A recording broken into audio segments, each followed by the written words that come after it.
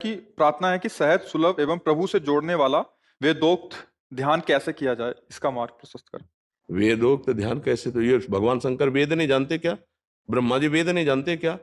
रात दिन नाम जप करते हैं, भगवान के श्री अंगों का चिंतन करते हैं, ध्यान करते हैं। जहां जहां भगवान का अवतार होता है वहां दर्शन करने जाते। भगवान शंकर का भाव रखते हो? उनके माथे पे क्या विराजमान है? जटा में गंगा जी। तो गंगमवारी मनोहारी मुरारी चरणच्युतम त्रिपुरारि शिरश्चारी पापापहारी पुनात्माम। कौन है गंगा जी? श्री कृष्ण का चरणोदक है नहीं? वामन भगवान का चरण धोया गया, उसी तो गंगा जी हुई, जिनका चरणोदक हर समय शिव जी धारण किए हुए हैं और जिनके दर्शन के लिए आते हैं। जहां गोपीश्वर बनकर बैठे हुए हैं, उन प्रभु की छवि, उन प्रभु की अर्चा विग्रह, प्रभु के ध्यान की बात नहीं तो सच्चिदानंद का ध्यान ऐसे कर लोगे? आंख मूंदो, क्या दिखाई देता? अंधकार। तो फिर कल भावना करो गुरु के ध्यान की प्रगट में, या इष्ट के ध्यान की। दो ही का ध्यान होता है। ध्यान मूलम गुरु मूर्ति, पूजा मूलम गुरु पदम, मंत्र मूलम गुरु वाक्य, मोक्ष मूलम गुरु कृपा। यदि हम इष्टाकार या गुरु वृत्ति दो ही तो धारण करेंगे तो गुरु का ध्यान करें तो मूर्ति हुई ना गुरु। अमूर्त का ध्यान कर सकते हो क्या? जब मूर्ति नहीं है तो ध्यान किसका करोगे? तो वह वेद जिसको नेति नेति कह रहे हैं वही तो प्रभु हैं। प्रभु कोई दूसरे हैं क्या? हमें कोई ये बताने की चेष्टा करो 10-20 भगवान है क्या? भगवान के हजारों करोड़ों नाम हैं, उनके रूप है, भगवान तो एक ही है ना। तो फिर कैसी बात करते हो? कौन ऐसा जो गीता जी को न मानता हो? है त्रिभुवन में कोई भगत ऐसा? भगत तो फिर गीता गायक गुरु कौन हुए? श्री कृष्ण हुए ना। गुरु की वाणी माने तो गुरु को नहीं मानेंगे क्या? गुरु तो गुरु है ना, गुरु वाणी है तो गुरु भी है। तो गीता जी जगत गुरु भगवान श्री कृष्ण की वाणी, तो जगत गुरु भगवान श्री कृष्ण है ना। तो श्री कृष्ण नाम जपना, श्री कृष्ण ध्यान करना, यही तो भगवत प्राप्ति का स्वरूप है। श्री कृष्ण लीलाओं का गायन करना। अब भाई कोई निर्गुण निराकार की बातें कर रहा हो तो बातें करने से निर्गुण निराकार की प्राप्ति नहीं हो जाती। आप जपिए, प्रभु का नाम जपिए और भावना कीजिए तो निराकार तत्व है, वो आपको अनुभव करा देंगे। पर नाम जपना पड़ेगा, आश्रय लेना पड़ेगा। देखो, निराकार उपासक क्या गुरु का आराधना भाव नहीं रखता क्या? हमें बताओ, कोई निराकार उपासक जाएगा तो अपने गुरु को प्रणाम करेगा ना, गुरु को माला पहनाएगा ना, गुरु के आगे बैठेगा ना। फिर साकार उपासना है कि नहीं? उपासना है। बिना साकार उपासना के निराकार की प्राप्ति है क्या? तो काहे को भटक रहे हो? राधा राधा जपो, कृष्ण कृष्ण जपो, भगवान का ध्यान करो। जो अगर इनमें जो आप छवि है, विग्रह, इनमें ध्यान करोगे तो धीरे धीरे आगे का जो खेल है वो समझ में आ जाएगा। पहले प्रारंभिक हम ध्यान तो धरें, प्रारंभ के मार्ग में तो हम चले। ठीक है?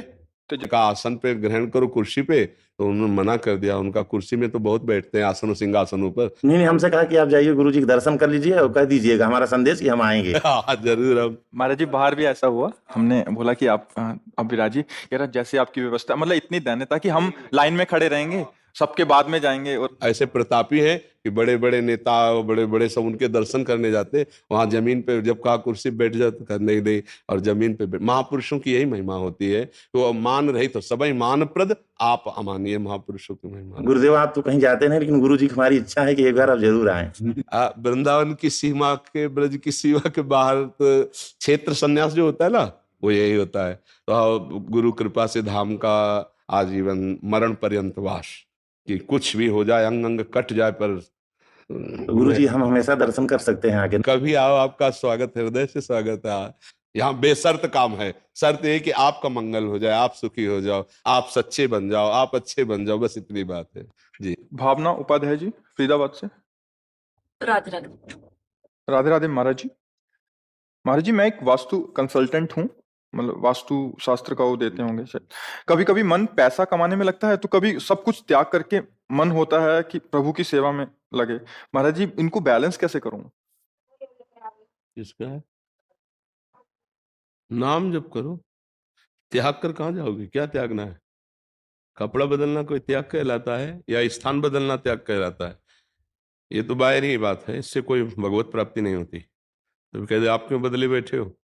मेरे भाग्य में यही लिखा है। अलग अलग होता है ना।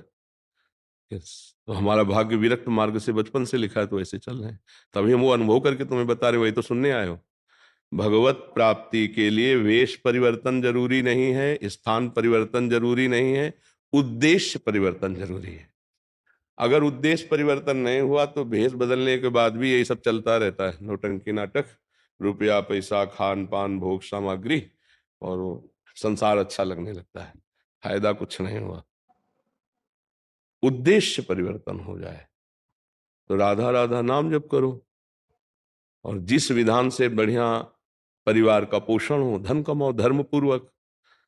अधिक लग रहा है कि 100-200 अधिक है तो अस्पताल में किसी के दे दो, गरीब की भी दवाई में लग जाए, भूखे को भोजन दे दो, नाम जप करो, जहां हो वहीं भगवान की प्राप्ति हो जाएगी। और हजारों लोग भगवान का भाव रखकर प्रणाम करते हैं, अगर सही माने में भजन नहीं तो नरक जाना पड़ेगा। प्रणाम खाली नहीं है, सबका हिसाब है। एक बार सर झुकाया किसी ने तो तुम्हारे पुण्य वो लेगा, कोई फ्री में तो दंडवत नहीं करता, ध्यान रखना। तुमको 100 रुपया चढ़ाया, उसका हिसाब भजन से जाएगा, वो तो नासवान पैसा दे रहा, तुम्हारा भजन कटेगा। इसलिए रात दिन भजनानंदी महात्मा जब भजन करते हैं तब संसार का मंगल और स्वयं का कल्याण करते हैं। बाबा जी बनकर भंडारा खाना या ऐसे खा पी के ऐसे पड़े रहना तो नरक की प्राप्ति होती है, अगर भजन ना हो। केवल वेश धरने से कल्याण नहीं होता, भजन करने से कल्याण होता है। तो भजन तो किसी भी वेश में किया जा सकता है, किसी भी देश में किया जा सकता है, किसी भी कार्य करते हुए किया जा सकता है, जब युद्ध करते हुए किया जा सकता है। अर्जुन जी को भगवान करें मामन स्मर युद्ध च, तो युद्ध से बड़ा खतरनाक कोई काम है ही नहीं। युद्ध में जब भजन हो सकता है तो सब जगह भजन हो सकता है। तो बात समझ में आ रही है आपके? हाँ, आपको बाबा जीवन का प्रणाम करवाना हो तो कोई बात नहीं, फिर तो अगर भगवत प्राप्ति करनी है तो ऐसे ही।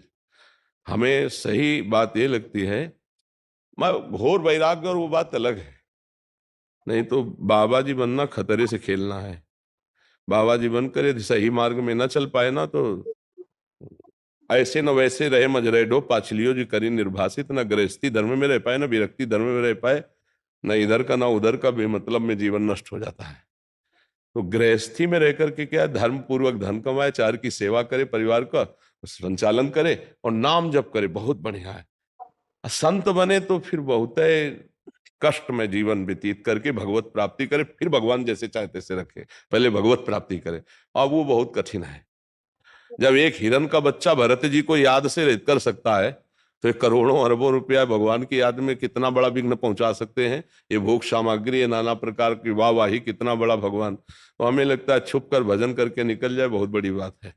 तो राधा राधा जपो, धर्म पूर्वक धन कमाओ, अपने परिवार का पोषण करो, और घर में सादगी से रहो, 10 पैसा बचा करके दूसरे की सेवा में लगा दो, है ना। मान लो हमारा काम 100 रुपया से चल जाता है और हम थोड़ा 10-20 रुपया बचा लिए तो किसी गरीब की बीमारी में लगा देते हैं, किसी पशु पक्षी की सेवा में लगा देते हैं, ऐसी जगह हम वो सेवा दे देते हैं जिससे हजारों को लाभ मिले, ऐसा कर देते हैं। बहुत से ऐसे स्थान हैं जहां हजारों प्राणियों को लाभ मिल सकता है। जैसे हम गर्मी का समय धीरे धीरे पैसा एकत्रित करके ऐसी जगह पौशाला लगा दे, ठंडा पानी हजारों लोग पिए। तो धर्म के कार्यों में हम थोड़ा थोड़ा धन बचा करके एक गाय को एक महीने में अगर हम एक बार भोजन पवा देते हैं तो हमारा एक धर्म बन जाता है। अब एक गाय को भोजन पर हम क्या 100-150 रुपया, तो महीने में तो 100-150 निकाल सकते हैं। अब कोई बहुत बीमार है तो हम अपने 1-2 दिन के खर्चे कम करके उसको दवाई दिला देते हैं, तो भगवान उसके अंदर है, हमारा मंगल हो जाएगा। ये बातें हैं। गृहस्थी में बहुत आनंद पूर्वक भगवत प्राप्ति हो। अच्छा, इसलिए कह रहे हैं गृहस्थी में कि देखो मन बड़ा चंचल है। अब आजकल स्मार्ट मोबाइल चल गया है, भजन करने के लिए जो हम एकांत भागते थे, अब एकांत में मोबाइल लेकर बैठे हैं, और मोबाइल में पूरी विश्व है, गंदी बातें भी हैं, अच्छी बातें भी हैं। तो अच्छी मन कम देखना चाहता है, एकांत में देखना। एकांत में बैठकर कोई सत्संग सुने बिरली बात है, नहीं एकांत में जब ये तो है कि समाज में बैठ के घर परिवार में तो सत्संग सुनोगे, लेकिन जब कमरा बंद करके मोबाइल लोगे तब सत्संग कोई बिरले सुनेगा, फिर कुसंग ही देखने का मन होता है। और जब कुसंग देखोगे तो फिर कोई भी वो नष्ट हो जाओगे।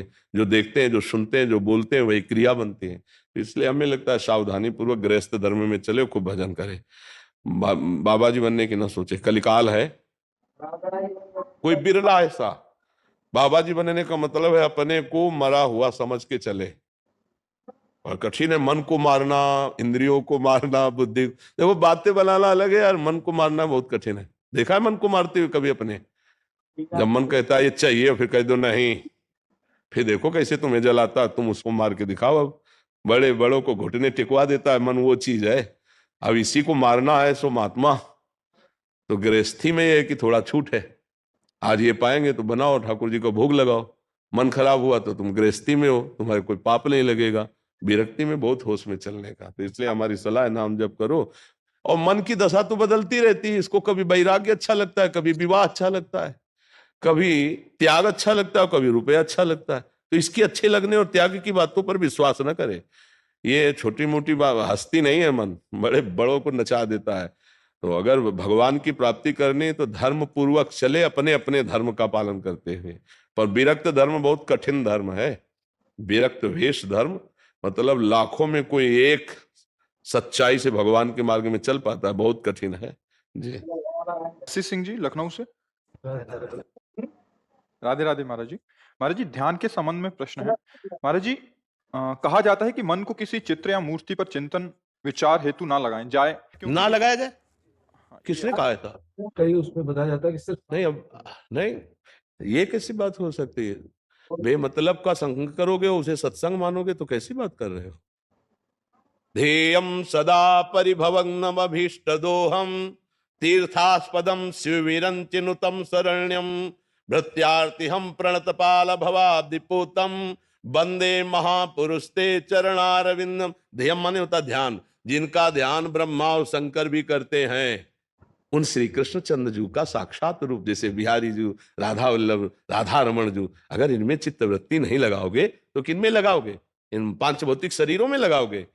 अच्छा, श्वासों में जो हम अपनी वृत्ति लगाते हैं तो उन्हीं के पावन नाम में लगाते हैं ना। राम कृष्ण हरि ओम कुछ भी तो प्रभु के ही तो नाम है। तो जिनका नाम है उन्हीं का रूप है। तो वैसे तो भगवान सर्वत्र विराजमान है, लेकिन श्री जो विग्रह है वो तो भगवान का अर्चा अवतार है, छवि है, उसमें भगवान विराजमान है। तो अलग, जैसे हम निर्गुण निराकार की भावना वाले से आप संग करोगे तो फिर ऐसे बोलेंगे। ये वेदोक्त ध्यान इन्होंने लिखा है।